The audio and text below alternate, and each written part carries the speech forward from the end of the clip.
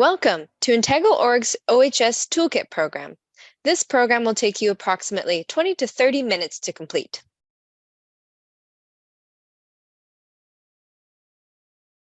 You'll realize many benefits from the OHS Toolkit program. By the end of this program, you'll recognize why it's imperative your organization is compliant, describe the purpose of the legislation and the basic rights of workers, including volunteers, define responsibilities of employers, supervisors, and workers, identify the minimum organizational requirements based on the size of your organization and learn more about each requirement. Access helpful templates so you can develop your organization's OHS program and determine additional training required and key OHS resources.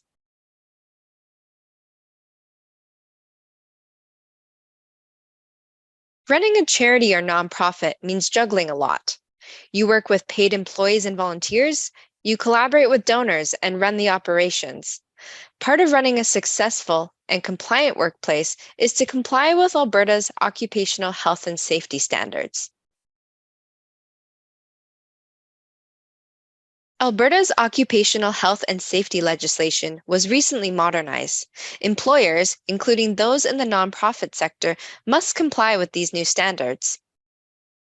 Without compliant workplace policies and procedures, your organization is vulnerable to significant fines and lawsuits, and your workers vulnerable to serious injury and even death. Also, many organizations don't realize that the Occupational Health and Safety Act's definition of worker includes volunteers in some situations. We get it. It's a lot to process and a lot of responsibility. While occupational health and safety compliance can often feel overwhelming, to avoid hefty fines, potential lawsuits, and promote the highest level of health and safety in the workplace, it's imperative to develop all policies and procedures required by the legislation. Integral.org is here to help. We're familiar with Alberta's legislation, and we've created this video for everything you need to begin to bring your organization up to speed. By completing this program and downloading our helpful templates, you'll be well on your way to OHS compliance for your organization and a safer workplace. Please note that this program isn't designed to replace OHS training, but to use as a helpful guide to develop compliant policies. At any time, we encourage you to go to the Government of Alberta's website to check out the OHS legislation.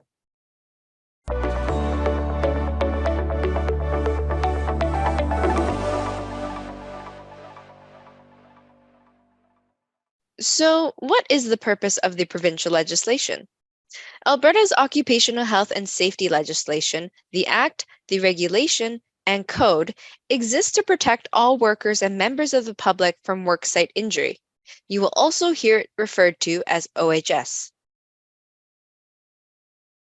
The purposes of the OHS Act are to promote and maintain physical, psychological, and social well-being of workers, prevent workplace incidents, injuries, illness, and disease, protect workers from conditions adverse to their health and safety, and protect workers' right to know about health and safety hazards, participate in OHS decisions, refuse dangerous work, and exercise their OHS rights, or fulfill their duties without fear of discriminatory action. The new OHS Act centers around the three basic rights of workers. The first right is the right to know. This states workers must be informed of the hazards present at their workplace. The second right is the right to participate. Workers must be able to meaningfully participate in workplace safety discussions, such as taking an active role in a health and safety committee or being involved in hazard assessments and safety inspections. The final right is the right to refuse dangerous work. When an employee, including volunteers, refuses work, they must promptly report it to the supervisor, and the employer must settle the matter. It's a shared responsibility of everyone in the workplace to ensure health and safety standards are being maintained. Let's review the responsibilities of employers, supervisors, and workers, including volunteers. As an organization, you have responsibilities to your workers, including volunteers. Employers have the responsibility to ensure workers are aware of their rights. Workers don't participate in or experience harassment in the workplace. All supervisors are competent.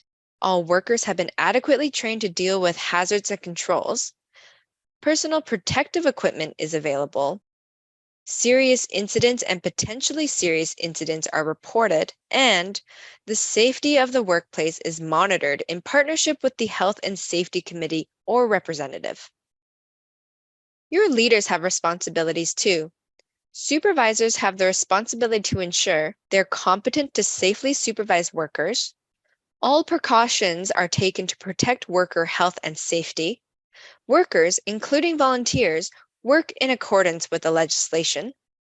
Workers, including volunteers, use hazard controls and protective equipment. Workers, including volunteers, are not subjected to or participate in harassment or violence. They advise workers of known or foreseeable hazards, and concerns about an unsafe or harmful worksite are reported. Workers include paid staff and volunteers. They also have responsibilities. Workers have the responsibility to take reasonable care to protect the health and safety of themselves and others, cooperate with their supervisor or employer in health and safety matters to protect themselves and others, refrain from causing or participating in workplace violence or harassment, report OHS concerns, and comply with the legislation. Under the OHS legislation, the term worker also includes volunteers. When determining the number of workers employed by your organization, volunteer positions are counted in some situations. This is especially significant for nonprofit organizations, which often rely heavily on the assistance of volunteers, including project and short-term volunteers and a board of directors. This means volunteers get all the rights and responsibilities under the legislation. However, when determining the number of regularly employed workers you have, whether a volunteer is to be counted depends on the situation. When you are determining how many regularly employed workers you have for deciding whether you need a health and safety committee or just a health and safety representative, you do not count volunteers. However, when you are determining how many regularly employed workers you have for deciding whether you need a health and safety program, you do count volunteers. For deciding if you need a health and safety committee or a health and safety representative, the decision is made as follows. If you employ 5 to 19 regularly employed workers, not including volunteers, you must have a health and safety representative. If you employ 20 or more regularly employed workers, not including volunteers, you must have a health and safety committee. For deciding if you need an OHS program, the decision is made as follows. If you employ 5 to 19 regularly employed workers, including volunteers, you do not need an OHS program. But you must have the following elements in place: a hazard assessment, an emergency response plan, a violence prevention plan, a violence prevention procedure, a harassment prevention plan, and a harassment prevention procedure. If your organization has 20 or more regularly employed workers, including volunteers, you must have an OHS program. The OHS program has both required and optional elements. The OHS program must include a hazard reporting procedure, a violence prevention plan, a violence prevention procedure, a harassment prevention plan, a harassment prevention procedure, a statement of OHS responsibilities of the employer, supervisors, and workers at the worksite, as well as procedures to follow when others are on site, including another employer or self-employed person, procedures for investigating incidents, injuries, and refusals to work, and procedures for reporting incidents to OHS. The following elements are mandatory but are not part of the OHS program: a hazard assessment, elimination, and control protocols, a health and safety orientation and training for workers and supervisors, and an emergency response plan. The OHS program can be tailored in part to your organization's wishes. It's optional to include a health and safety policy, procedures for reviewing and revising the OHS program, a worksite inspection schedule and procedures for workers participating in worksite health and safety, including inspections and investigations.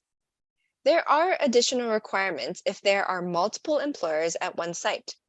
If there are no prime contractor, the employers must cooperate in their health and safety efforts, communicate the coordinated system to all worksite parties, and set up a health and safety committee. If there is a prime contractor, the employers must set up a system to coordinate the safety programs of the employers on site, make sure safety information flows across the worksite, and assign an individual to perform the duties of a health and safety committee. Did you know a worksite means a location where a worker is or is likely to be engaged in any occupation and includes any vehicle or mobile equipment used by a worker in an occupation?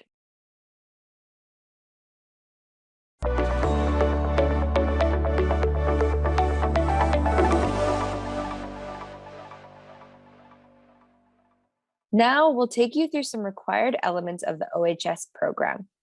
You can download the helpful templates from the library or use the tips in this section to create your own. Let's start with hazard assessment and reporting. A hazard is any situation or condition or thing that may be dangerous to the safety or health of workers. A hazard assessment is necessary to identify and evaluate conditions that could lead to workers getting injured or becoming ill. Although a hazard assessment is not required to be in an OHS program, it is required to be done. If a hazard cannot be eliminated, an employer must implement hazard controls. A hazard assessment begins by looking at the worksite and asking what could go wrong.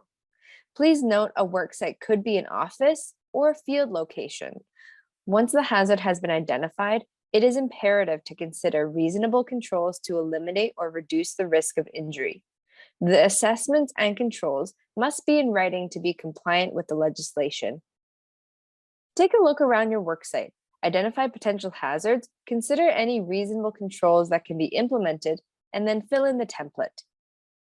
Workers must be involved in this process since they are often better positioned to recognize where or when a hazard might occur.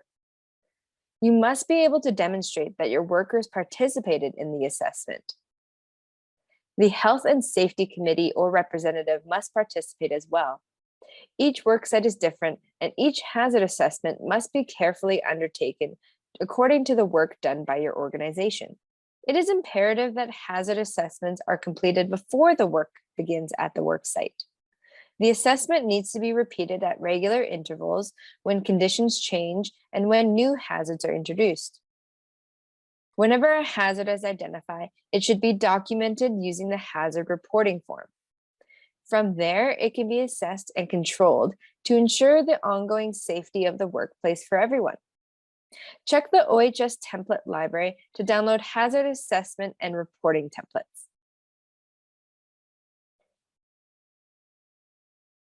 In case of an emergency, employers must establish an emergency response plan for responding to a situation which may require rescue or evacuation. This plan must be in writing and a paper or downloadable copy readily available to all workers for reference. Much of the legislative requirements are targeted to field locations, which deal with dangerous work sites, hazardous materials, and specific processes. If this applies to you, Visit the OHS legislation and guiding information on the Government of Alberta's website for all of the information needed. For most organizations in an office work environment, a compliant emergency response plan can be quite simple. There are often no or few hazardous materials or processes, and workers understand they must evacuate when an alarm sounds or when they're ordered to leave during a public building announcement. If you're located in a building with other organizations or you share your workspace with others, we recommend asking your building manager for their emergency response plan, which can assist you in building your organization's plan. Emergency response plans must include the following: potential emergencies based on hazard assessments, emergency procedures, location of emergency equipment, workers trained in the use of emergency equipment, location and use of emergency facilities, fire protection requirements, first aid, procedures for rescue and evacuation, and designated rescue and evacuation workers. The plan should be read and signed by your supervisors and workers as appropriate. We recommend this should be part of your employee training and onboarding processes for workers and volunteers. Visit the template library to download emergency response templates. Part 27 of the OHS code previously only dealt with violence in the workplace. It's now more detailed to include harassment. Harassment refers to any single incident or repeated incidents of objectionable or unwelcome conduct, comment, bullying, or action that causes offense or humiliation to a worker or adversely affects the worker's health and safety, and includes conduct, comment, bullying, or action because of race, religious beliefs, color, physical disability, mental disability, age, ancestry, place of origin, marital status, source of income, family status, gender, gender identity, gender expression, and sexual orientation. It also includes sexual solicitation or advance. It excludes any reasonable conduct of an employer or supervisor in respect of their management of the workers or worksite. Violence refers to the threatened, attempted, or actual conduct of a person that causes or is likely to cause physical or psychological injury or harm, and includes domestic or sexual violence. Here's what your organization is accountable for. Every workplace must have a violence prevention plan and a harassment prevention plan. Plans must be created with employers with their health and safety committee or representative, or where no committee or representative is required, with affected workers. Plans should be reviewed at the earliest possible time after an incident has occurred, if a health and safety committee or representative recommends review, or every 3 years. Reviewing the plan must be in collaboration with the Health and Safety Committee or representative, if there is one, or with affected workers. The OHS Act's definition of violence includes domestic violence. The employer must take every reasonable precaution to protect workers and any other people at the worksite likely to be affected by domestic violence. You must ensure you train your workers on the following: your organization's workplace policies and procedures, to recognize harassment and violence, to respond appropriately to incidents, including procedures or obtaining assistance when an incident of violence or harassment has occurred, and your organization's procedures for reporting, investigating, and documenting incidents. Training with respect to harassment and violence prevention plans should be treated just like every other element of workplace training. We recommend this should be part of your employee training and onboarding process for workers and volunteers. Did you know harassment and violence are considered workplace hazards and must be addressed during the hazard assessment? The harassment procedures template provides guiding questions to help you incorporate violence and harassment procedures into your health and safety plan that are suitable to your workplace. This template can be found in the template library. Another key change to the OHS legislation is the requirement for health and safety committees or representatives, depending on the size of your organization. These designated workers are influencers to foster a culture of safety in your workplace. The employer is required to provide special training to health and safety committees or representatives. The employer also may develop their own training. Organizations of 5 to 19 workers require a health and safety representative. This representative should participate in identifying hazards when necessary and can act as a point person for other workers. Remember, the number of workers for this calculation only includes regularly employed workers and does not include volunteers. But volunteers can still serve as the health and safety representative. Organizations of less than 5 workers do not require a health and safety representative. Again, the number of workers for this calculation only includes regularly employed workers and does not include volunteers. Organizations that have 20 or more regularly employed workers require a health and safety committee, also referred to by the government as HSC. Remember, workers for this calculation only include regularly employed workers and do not include volunteers, but volunteers can still serve on the committee. Your health and safety committee must be made up of both employers and workers. At least half of the committee's members must be workers and cannot have management ties. 2 of those committee members must be designated as co-chairs. One of the co-chairs must be chosen by the employer members of the committee, and the other co-chair must be chosen by the worker members of the committee. The HSC must set out its own terms of reference, which must include, amongst other details, their meeting frequency and how meeting minutes will be maintained.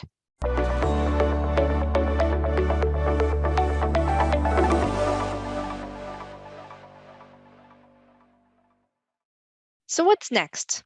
Once appointed, the Health and Safety Committee members and Health and Safety representative are required to complete a training program.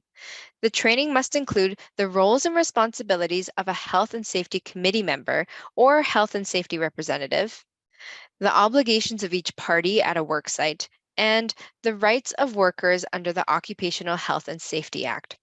Note again that the employers are allowed to develop their own training. Occupational health and safety standards are an essential part of running a successful and compliant workplace. Now you know the basics of what you can do to protect your organization from significant fines, lawsuits, and your workers from serious injury by having compliant workplace policies and procedures.